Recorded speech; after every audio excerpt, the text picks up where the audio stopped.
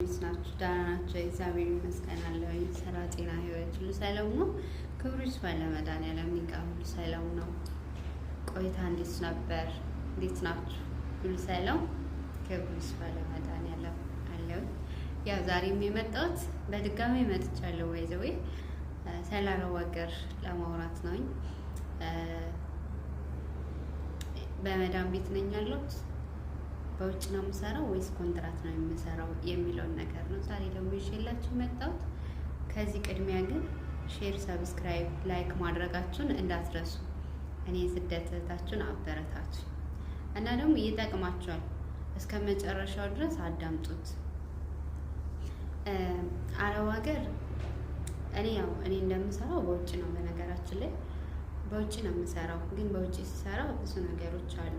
በውጭ ስንሰራ ብዙ ነገሮች አሉ። ምክንያቱም አንደኛ የቤት ኪራይ አለ። በቃ ብዙ ነገሮች አሉ። የቤት ኪራይ በአሁኑ ሰዓት በጣም ውድ ነው። አነስተኛ የተባለ የቤት ኪራይ እስከ $100 ነው። በጣም አነሰ ከተባለ ደግሞ $50 ነው እና እስከ $150 የቤት ኪራይ አለ። እውነት ለመናገር ማለት ነው እና በጣም ነው የሚከብደው። ሊባኖስ ላይ እንደምታውቁት በጣም ውድ ነው። በጣም ሲጀመር በውጪ እኔ ማንም አልመክርም። ውጡና ጥፉና ስሩ ብዬ አልመክርም።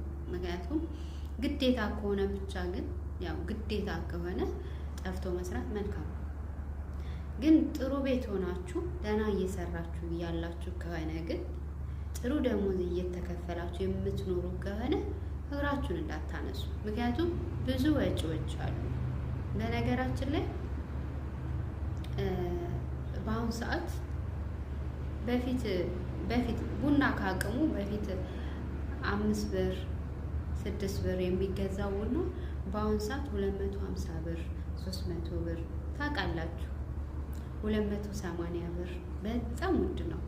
በሁሉም ሀገር ነው ካዲያ እና በውጪ መስራት ይከብዳል ብዬ አስባለሁ፣ እንደኔ ማለት ነው። በቤት መስራት እና በውጪ መስራት ምንድነው ልዩነቱ? አንደኛ ነገር ልዩነቱ ያው በውጪ ስትሰሩ ነፃነት አላችሁ። ነፃነት አላችሁ ስላችሁ ማንም ሰው ነፃነታችሁን አይገፋችሁም። አረቦቹ እንኳን እንደፈለጋቸው መናገር አይችሉም። ስራችሁን ታከብራላችሁ። ከስራችሁ ውጪ ማንም ሰው አይነካችሁ። በቃ ስራችሁን በአግባቡ የምትሰሩ ከሆነ እንደፈለጋችሁ ትናገራላችሁ። ይሄን ስላችሁ ደግሞ ኮንትራት ያለን እንደዚህ መናገር አንችልም ወይ እንድትሉ ሳይሆን ትችላላችሁ። እናንተ እንዴት ነው የምትችሉት? ስራችሁን በአግባቡ ስትሰሩ ብቻ ነው። ማንኛውም ሰው ስራውን በአግባቡ ከተሰራ መናገር ይችላል፣ ኮንፊደንትም ይኖረዋል። ስለዚህ ሊባኖስ ላይ በውጭ መስራት ያዋጣል እውነት ለመናገር ያው ጊዜው የከፋ ሆነ እንጂ ደህና ደሞዝ ታገኛላችሁ። ግን የሚጎዳችሁ ጓደኛ ካበዛችሁ ብቻ ነው። ጓደኛ ካላችሁ መውጣት የምታበዙ ከሆነ ምክንያቱም ሁሉ ነገር ውድ ነው። ስለዚህ ይህን ማስተካከል አለባችሁ። እንዲህ ስላችሁ ውጡ ለማለት ፈልጌ አይደለም፣ ባይዘው ማለት ነው። እና ራሳችሁን ጠብቃችሁ በውጭ መስራት ትችላላችሁ ማለት ነው። ግን ራሳችሁን ተጠንቅቃችሁ። እኔ ይህን ግን አልመክርም በውጭ ስሩ ብዬ፣ ምክንያቱም ግዳጅ ካልሆነ በስተቀረ ማለት ነው። እና ኮንትራት ሆናችሁ ስትሰሩ ደግሞ በጣም ብዙ ጥቅም ታገኛላችሁ። ጥቅሙ ምንድነው? ሙሉ ነገር የሚገዛላችሁ መዳማችሁ ናት። አስቤዛ፣ የተለያዩ ነገር ኮስሞቲኮች ሳይቀሩ፣ ሳሙናዎች ሳይቀሩ፣ ሞዲሶች ሳይቀሩ የተለያየ ነገር ራሳቸው ናቸው የሚችሉ። ነገር ግን ከኮንትራት ውጪ ስንሆን ደግሞ ሙሉ የራሳችንን ፕሮሰስ ራሳችንን ነው የምንችለው። ሀታ ቀለብ ራሱ የምንገዛ ልጆች አለን እውነት ለመናገር ግን ምን በላውን ራሱ ገዝተን የምንገባ ልጆች አለን። እረፍት ስንወጣ ማለት ነው። ያው እረፍት አለው በሳምንትም በ15ም እረፍት ይኖርሻል። ወጥተሽ ትገቢያለሽ እንደፈለገሽ ማለት ነው። ቤሩት ደግሞ በጣም ነፃነት አላት እውነት ለመናገር እንደ ሌላው ሀገር አይደለችም። እንደ ዱባይ፣ እንደ ሳውዲ፣ እንደ ሳውዲ አረቢያ ምናምን አይደለችም። እና ቤሩት በጣም ነፃነት አላት። ነፃነት ቢኖራትም ግን ደሞዟ በጣም የወረደ ነው። ከየትኛውም ሀገር በጣም የወረደ ነው። ስለዚህ እኔ አንድ ላይ እዚህ ጋር የምናገረው ነገር ቢኖር እውነቴን ነው የምላችሁ፣ ቤይሩት መምጣት የምታስቡ ልጆች ምንም አይጠቅማችሁ። ምክንያቱም እድሜያችሁን መጨረስ ብቻ ነው እንጂ ምንም ጥቅም የለውም። 150 ብር መታችሁ ምን ታደርግላችኋለች? 150 ብር ማለት በአሁኑ ሰዓት ኦልሞስት 25 ብር 25,000 ምናምን ነው እና ምንም አያደርግላችሁ። ቤይሩት ባትመጡ ብዬ እመክራችኋለሁ። ምክንያቱም ቤይሩት በጣም ከባድ ሀገር ናት። አንደኛ ረብሻ አለ፣ ሰላም የለም። ዛሬ ተነጋጋ ስንል ነገሬ ወይን ኮሽ ሲል እናያለን፣ ወይን ሲተኮስ እንሰማለን። የሆነ ነገር እዚህ ቦታ ረብሻ አለ እንዲህ እኮ ነው ይባላል እና በጣም ከባድ ነው። በቃ ቤይሩትን አይታችሁ ኢትዮጵያን ማየት ትችላላችሁ። የእውነት በቃ እንደዛ ነው የሚበጠብጣት። የኢትዮጵያን አክልም የዚህን አክልም ባትወጣም ግን በጣም ነው የምትከብደው እና እውነት ወደ ቤይሩት ለመምጣት የተዘጋጃችሁ ልጆች እኔ የምላችሁ ነገር ግን የምመክራችሁ ቤይሩት አትምጡ። ያወጣችሁትን አውጥታችሁ ሌላ ሀገር ብትሄዱ ይሻላችኋል። ምክንያቱም የተለያየ ሀገር በጣም አለ። አሁን ምሳሌ ኳተር አለ፣ ኩዌት አለ፣ ባህሬን አለ፣ የተለያየ ሀገር አለ፣ ዱባይ አለ፣ ብዙ ቦታዎች አሉ። ቤይሩት ምን ትሰራላችሁ?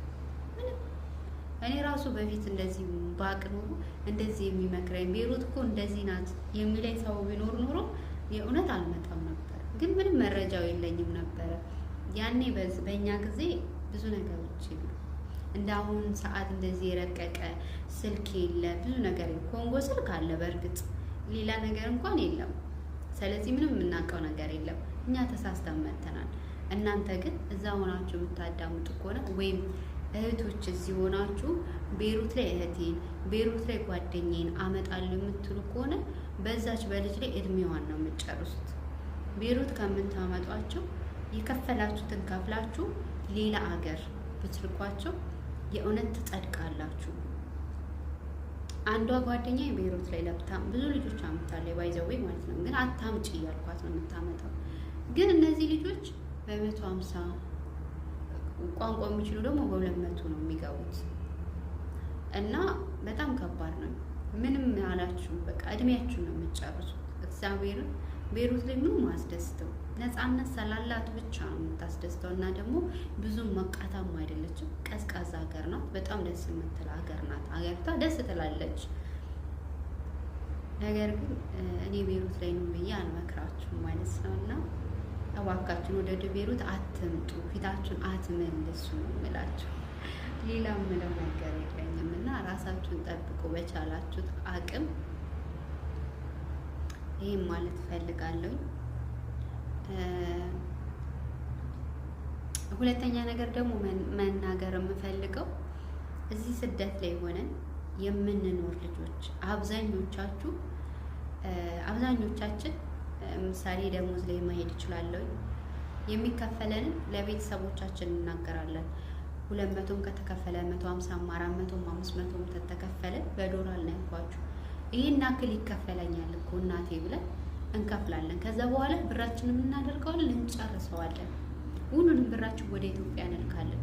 ግን ኢትዮጵያ ላይ ብራችን ምንም አይሰራም። ወይን ያጠፉታል ወይም ባዶ እጃችንን ያስቀሩታል ማለት ነው።